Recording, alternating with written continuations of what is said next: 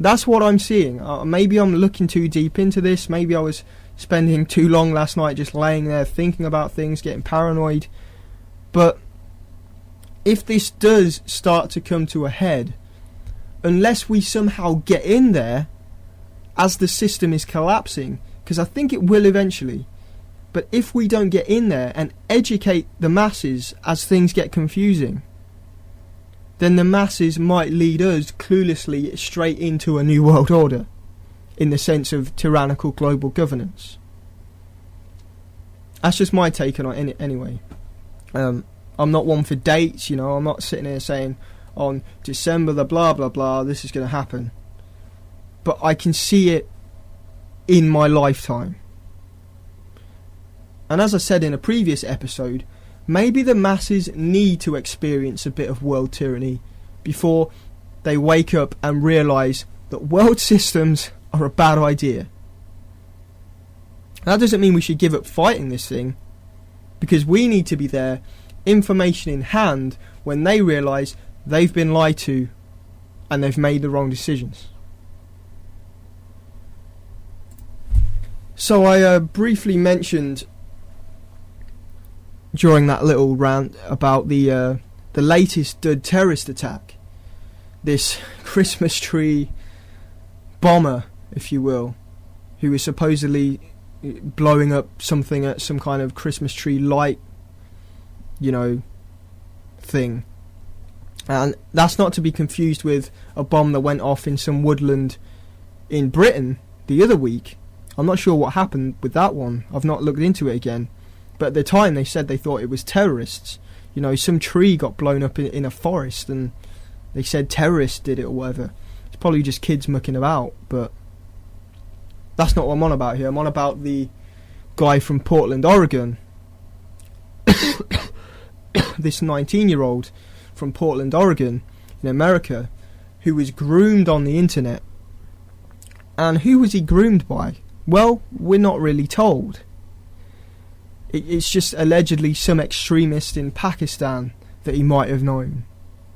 And this is the problem, I think, with the internet, in that we never can quite find out if what they're saying is true. It could be anybody on the other end of those emails to begin with. This guy could have probably never existed. But, he was groomed on the internet. And we've seen the stooge Anwar al-Awlaki groom the Fort Hood shooter, I think. Might have not been him. I know it's either the Times Square bomber or the Fort Hood shooter, or he did both of them. But Anwar al-Awlaki, we've seen him, and he's just an asset, a stooge. And he even has been linked to the Roshana Chowdhury thing in the UK, where she went to stab an MP. And she supposedly saw some of his videos. We've seen a lot in the UK where radicals have been groomed by assets like Abu Hamza and Omar Bakri that were allowed to operate freely. So it's not beyond the realm of possibility that this 19-year-old was never in contact with a real extremist anyway. It could have been a stooge. It could have been some FBI guy all along, because this is the internet. He never met him in person. How the hell are we ever going to prove either way? And they actually admitted that a few emails in, they hijacked the email system and posed as this guy, and the FBI ended up pretending to be this guy. It's like, what? That's entrapment. It's just bizarre to me. But he did plead not guilty, and he seems to have an attorney that is on his side. Often in these cases you get the sense that the attorneys are there just as a formality, to sort of, just as a formality, but this guy does seem to be on his side. He said in an article, I should have put the link in actually, I can't remember where I got it from, but I've got it in my notes.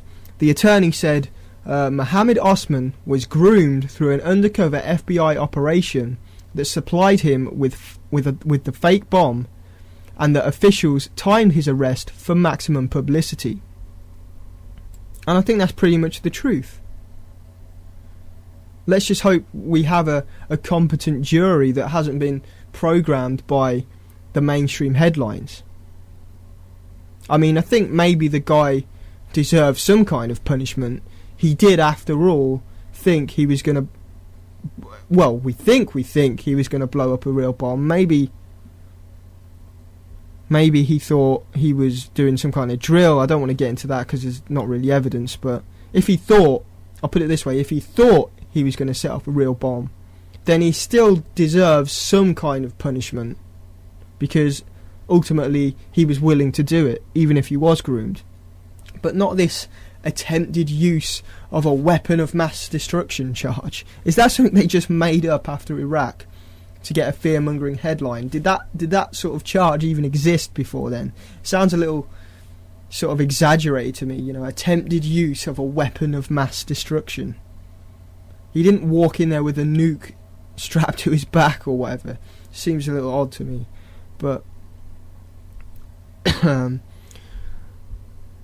he goes on to say, or this is from another article, I haven't ordered these notes very well, the FBI used an undercover operation to communicate with the teen who thought he was dealing with fellow jihadists.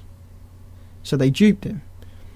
According to the investigation's court documents, emails monitored by the FBI led it to suspect Mohammed wanted to join the fight against the United States. In June, an FBI agent made contact with Mohammed under the guise of being affiliated with a friend Mohammed knew from Oregon who was living in Pakistan. The contact led to an undercover FBI operation.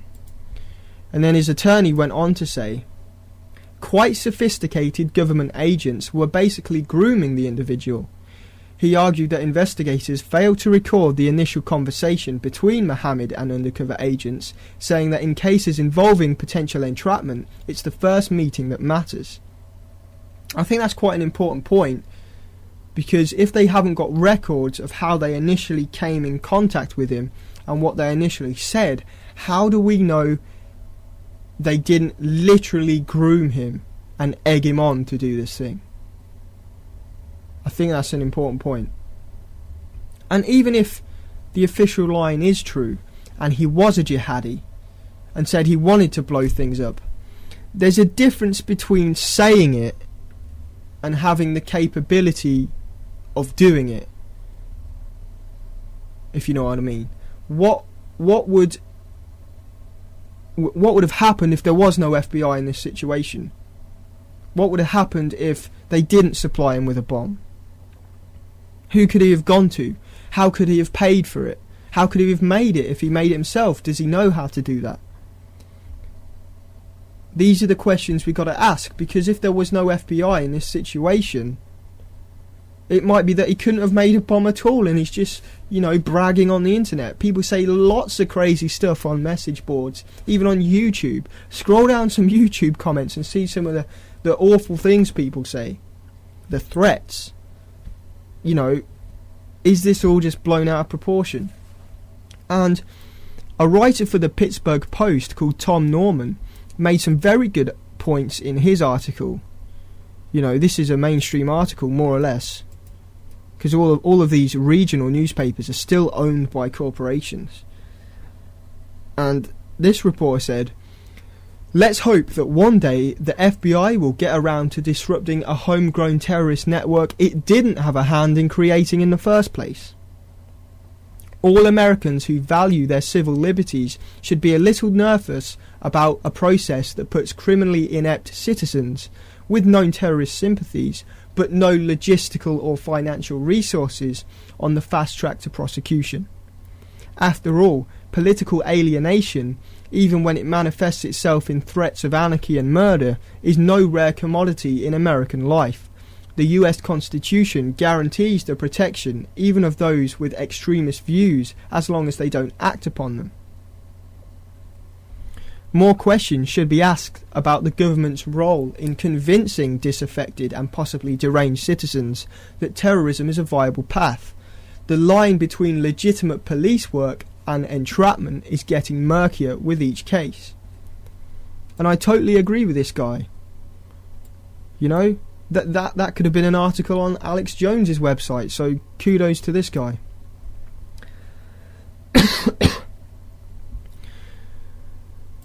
So, that's pretty much all I got to say about this Christmas tree bomber, this non-bombing that was obviously staged to some degree. Because, I mean, if this guy showed intent to wanting to blow something up, and he'd made arrangements to do so, they should arrest him then and there for conspiracy to blow something up. I don't know what the actual charge would be, but you get my idea. Why would they let it go ahead to the point that he was in a crowd of people ready to blow something up? That is obviously, as the attorney said, just a way to build headlines and to get, the most headlines possible to ramp up the fear for this stupid, phony war on terror. It's just bogus. But anyway, time's flying by. The other thing I wanted to touch on today is this latest WikiLeaks release. I know a lot of people came out right away and said WikiLeaks is a CIA front. The guy's been got to, it's disinformation. Personally, I like to step back and take a distant view of these things and let them settle and wait for real tangible stuff to come out. And these recent leaks have really piqued my suspicion about this WikiLeaks group. Because although the media keeps saying it's unfavourable to the US, in my opinion, these leaks are actually supporting this US Anglo-Israeli offensive against Iran. It's subtle, but it's definitely there. Because all these leaks do is cement the official line that Iran is a threat and they have nuclear weapons when they don't, or a nuclear weapons program even, which they don't. It's complete rubbish. It's just the next WMD's sort of psyop. But the trouble is with labelling WikiLeaks a CIA front is that we don't really know where WikiLeaks ends and the mainstream media begins. Because it's obviously possible that the media are just spinning what it says, or only taking certain information and leaving other information out. But it seems the media are presenting it in such a way that it appears to support the offensive against Iran. And, well, for those that don't know what I'm talking about, another batch of files were leaked by WikiLeaks, this whistleblowing sort of document leaking organisation and website ran by this strange Julian Assange fellow. And they're sort of presented as being the enemy to the US because they expose all these secrets and things that could be a risk to national security, basically things that we need to know that they cover up. But, people are starting to wonder whether they aren't part of this limited hangout that I've been talking about.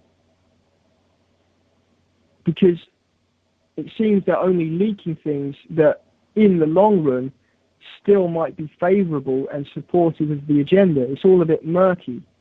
There's a lot of good videos on one side, and there's a lot of people that are still behind them. But my suspicions were piqued because the recent batch seems to be about Iran, who are obviously enemy number one for the Euro-American-Israeli wing of the New World Order. Iran is up there with China and Russia as enemies for the Western power structure. And these leaks basically show sort of internal memos and stuff of various world leaders, particularly in the Middle East, calling for attacks on Iran. And all the news reports last night that I were watching were just like, so-and-so said we should attack Iran's nuclear weapons facilities. But they miss out the important point. Iran doesn't have any nuclear weapons facilities. It's like a subtle form of propaganda. This guy said this, but they don't correct him. And they're probably real documents, but it just makes you think whether was this a controlled release, because it slips in that propaganda about Iran. It makes it seem like it's a foregone conclusion that Iran is a threat.